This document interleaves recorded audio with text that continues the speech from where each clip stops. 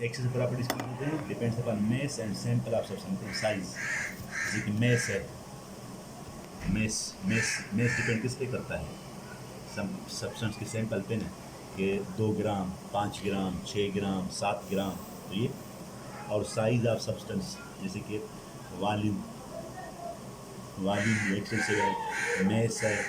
और एक्सटेंसिव कौन से? जो सैंपल पे यानी साइज पे डिपेंड करते हैं। और आप एक्सटेंसिव बहुत से हैं, जैसे कि हम बात करें इसकी साइज पे या उस पर मेस आप, जैसे कि हम कहेंगे एंथैल्पी। जो एंथैल्पी है, एंथैल्पी ये आपका एक्सटेंसिव प्रॉपर्टी है। इंटरनल एनर्जी,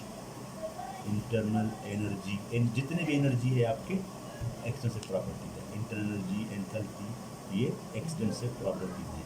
उसके अलावा एंट्रोपी जो डिसऑर्डर है, एंट्रोपी भी एक्सटेंसिव प्रॉपर्टी में आता है। उसके अलावा गिब्स फ्री एनर्जी मतलब जब भी एनर्जी के फॉर्म्स हैं ये सारे एक्सटेंसिव प्रॉपर्टीज में आते हैं।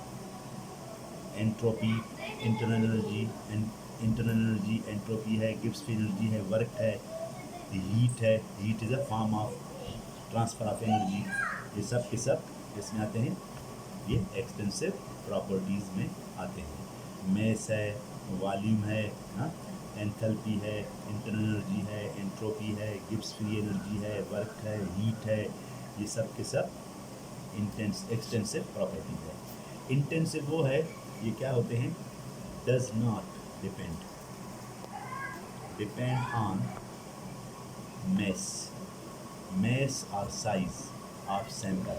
ये सैंपल या सब्सटेंस के mass पे और साइज पे डिपेंड नहीं करती, ये फिक्स होते हैं। जैसे कि टेम्परेचर, प्रेशर, ये आपके इंटेंसिव प्रॉपर्टीज हैं।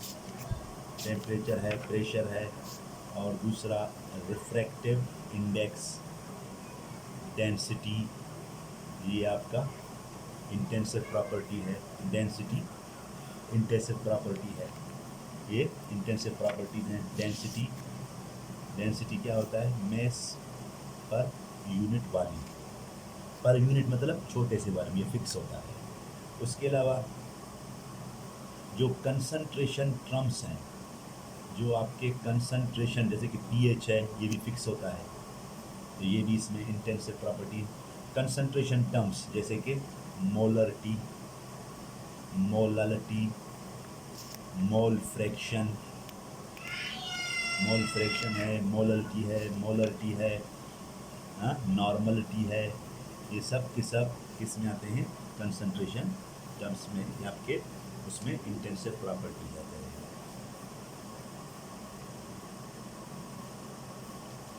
उसके अलावा एक्सटेंसिव प्रॉपर्टीज़, जब दो एक्सटेंसिव प्रॉपर्टीज़ को आप क्या करते हो? डिवाइड करते हो, हमें क्या मिलता है? Intensive property. मतलब एक्सटेंसिव डिवाइडेड बाय एक्सटेंसिव हमें क्या देता है? इंटेंसिव। जैसे कि अब देखो, यहाँ देखो,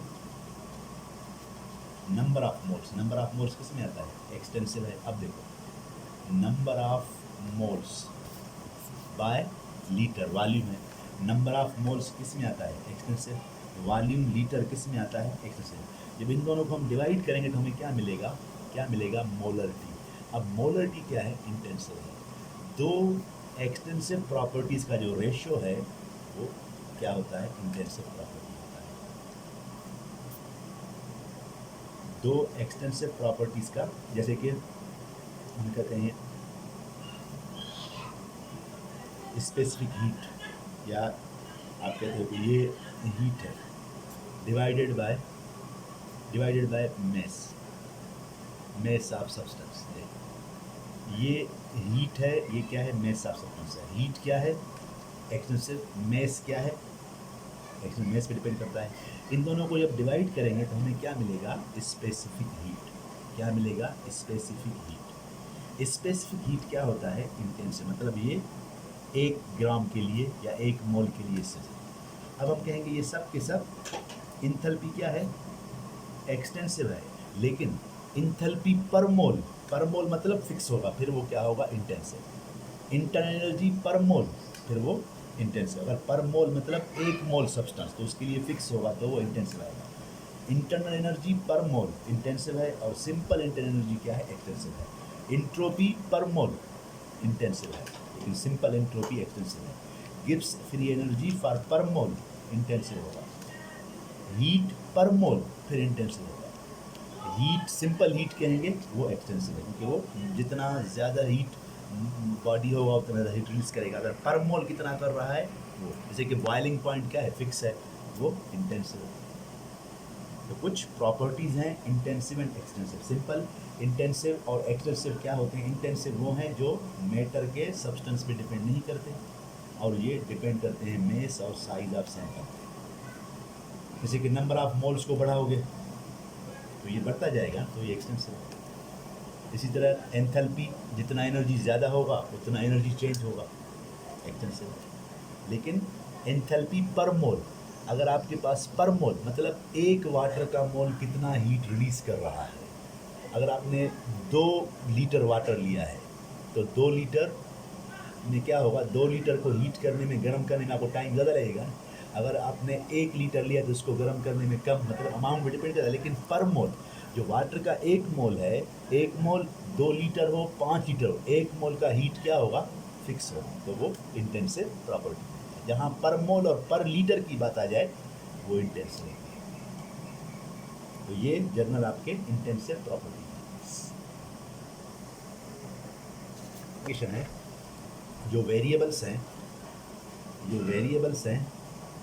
वेरिएबल्स जो स्टेट ऑफ द सिस्टम को बताते हैं। वेरिएबल्स को हमने फिर 2 सिस्टम में क्लास ली। एक होते हैं स्टेट फंक्शन वेरिएबल्स और दूसरे होते हैं path function variables.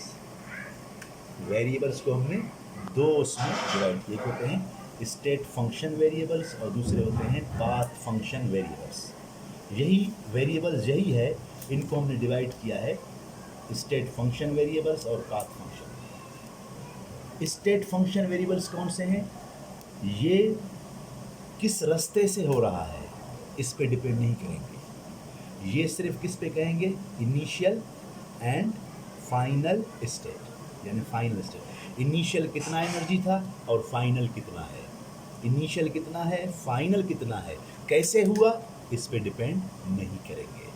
Path function क्या होते हैं? They depend upon the faith, ये रास्ते पे, किस रास्ते से हुआ। जैसे कि अगर आप जो है वो कहीं बैठे हो, आप जो है वो छत पे हो, आप जो है वो छत पे हो बैठे हो, छत पे बैठे हो, नीचे से आपके लिए कोई क्या ले रहा है, चाय ला रहा है, आपके लिए चाय ला रहा है। अब चाय वो किसके थ्रू लाए, वो चाय जो है वो सीढ़ी के थ्रू लाए या लिफ्ट के थ्रू लाए। चाय जो है वो सीढ़ी के थ्रू यानी लेडर के थ्रू लाए या फिर लिफ्ट के थ्रू लाए। लेकिन टी आपको मिला यहाँ नीचे से, ये नीचे से चाय को यहाँ आपने पहुँचाया, चाय को नीचे से ऊपर तक पहुँचाया। अब आपने इनिशियल, ये नीचे चाय था, आपने इसको रूफ तक पहुँचाया। अब आप सीढ़ी से जाओ या आप लिफ्ट से जाओ, स्टेट फंक्शन का इससे मतलब नहीं है। स्टेट फंक्शन डिपेंड किस पे करता है, इनिशियल एंड फाइनल। जैसे कि पानी का आप ले लो, ये वाला मैंने पानी का एक बर्तन लिया, उसमें पानी भर रहा हूँ। अगर मैं ये पानी मोटर से या टोटी खोल के इसका भरूं या फिर बरसात के पानी से भरूं, मतलब इसका जो वॉल्यूम, फर्स्ट करो इसका वॉल्यूम क्या है, इसका मैंने वॉल्यूम लिया 1 लीटर है। अब मैं 1 लीटर पानी कैसे भरूं? डायरेक्ट मैं उसका पानी वाला टोटी खोलूं, इसको भरूं, या फिर बाहर बरसात है उस पर रखूं, भरूं। मतलब रास्ते पे डिपेंड नहीं करता। जो चीज़ रास्ते पे डिपेंड नहीं करता वो वेरिएबल क्या होता है, स्टेट फंक्शन। और पाथ फंक्शन वो होता है किस रास्ते से डिपेंड कर रहा है, किस रास्ते से जा रहे हो, लेडर से जा रहे हो या लिफ्ट से। अगर लेडर से जाओगे तो आपको ज़्यादा काम करना पड़ेगा, लिफ्ट से जाओगे आपको काम कम करना पड़ेगा।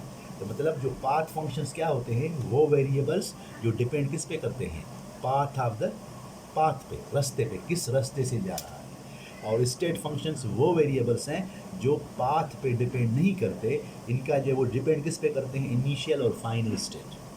तो कौन से होते हैं, वॉल्यूम किस में आएगा, मैंने कहा ये देखो पानी आपको 1 गिलास चाहिए, अब आप डायरेक्ट उसके तो उसके खोलो, टोटी को खोल के भरो या बाहर रखो उसको, मतलब आपको वॉल्यूम ऑफ वाटर चाहिए। अब वॉल्यूम, क्या वॉल्यूम रास्ते पे डिपेंड कर रहा है, आपने टोटी खोला या बाहर बरसात पे रखा, तो वॉल्यूम तो दोनों में आ गया ना। मतलब वॉल्यूम जो है वो कौन सा है, ये स्टेट फंक्शन। वॉल्यूम जो है वो स्टेट फंक्शन है। पाथ फंक्शन कौन से आपके, वर्क, वर्क जो है वो पाथ फंक्शन है, और जो हीट है यानी क्यू, ये आपका पाथ फंक्शन है। वर्क जो है आपका पाथ फंक्शन है, किस वर्क, जैसे कि अगर आप सीढ़ी से जाओगे आपको काम वर्क ज़्यादा करना पड़ेगा, अगर लिफ्ट से जाओगे तो आपको वर्क कम करना पड़ेगा। लेकिन जो स्टेट फंक्शंस हैं वो सिर्फ डिपेंड किस पे करते हैं, इनिशियल एंड फाइनल स्टेट पे, दे does not depend upon the path. तो इसमें कौन से आएंगे, इसमें आपके जो वेरिएबल्स कौन से आएंगे state function, temperature, volume, pressure और enthalpy. Enthalpy enthalpy internal energy, ये सारे किस में आएंगे, temperature, volume, pressure, enthalpy, internal energy, ये क्या है, सारे स्टेट फंक्शंस हैं। वर्क और हीट क्या है, आपके पाथ फंक्शंस हैं, ये पाथ पे डिपेंड करते हैं।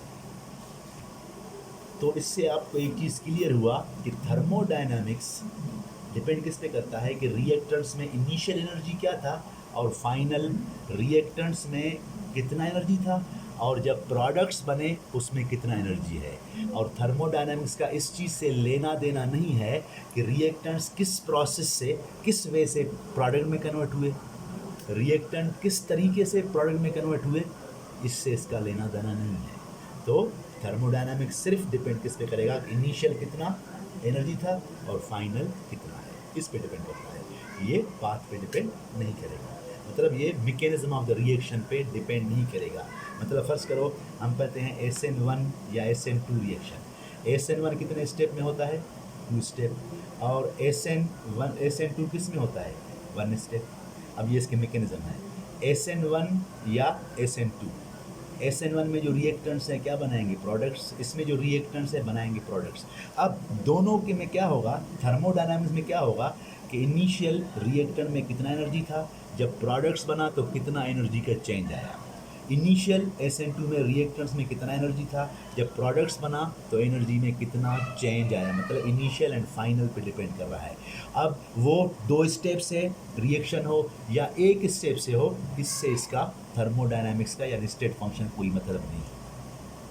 अगर 2 स्टेप से हो रहा है, 1 स्टेप से हो रहा है, तो हम कहेंगे फिर वो पाथ फंक्शन। तो पाथ फंक्शन ये रास्ते को बता रहा है, 2 स्टेप से रिएक्शन हो रहा है, 1 स्टेप से, ये हमारा काइनेटिक्स है। काइनेटिक्स में क्या हम कहते हैं, मैकेनिज्म ऑफ द रिएक्शन, एक फास्ट स्टेप एक स्लो स्टेप, वो उसमें आता है। यहाँ मतलब रेट ऑफ रिएक्शन से इसका कोई लेना देना नहीं है कि रिएक्शन कहाँ फास्ट होगा, किस में स्लो होगा, किस रास्ते से जाएगा, तो यहाँ इसका लेना देना से नहीं।